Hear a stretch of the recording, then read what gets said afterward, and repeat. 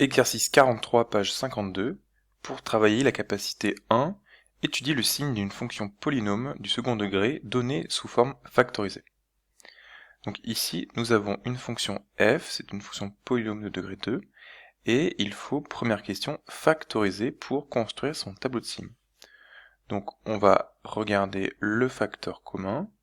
Donc de ce côté et de ce côté, on a un facteur en commun qui est x plus 1. Une fois que j'ai trouvé le facteur commun, j'ouvre des grandes parenthèses et à l'intérieur je vais écrire tout ce qui reste. Ici, je peux enlever les parenthèses intermédiaires puisque ici et là, on n'a pas de signe moins devant les parenthèses. Et donc, on obtient la forme factorisée. Ici, on remarque la première racine, ça va être moins 1. Et ici, on a une autre racine, ça va être moins 3. On termine la factorisation. Ici, on peut retrouver un autre facteur commun qui est 3.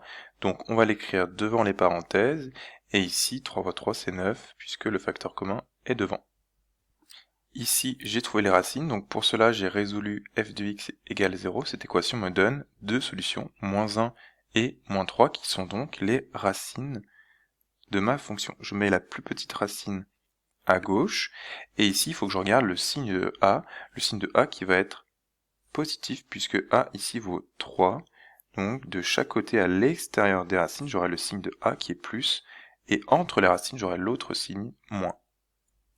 Enfin, je peux répondre à la question 2 qui était résoudre l'inéquation f de x est strictement négative. Donc je regarde sur l'intervalle moins 3, moins 1, j'ai ici des images négatives.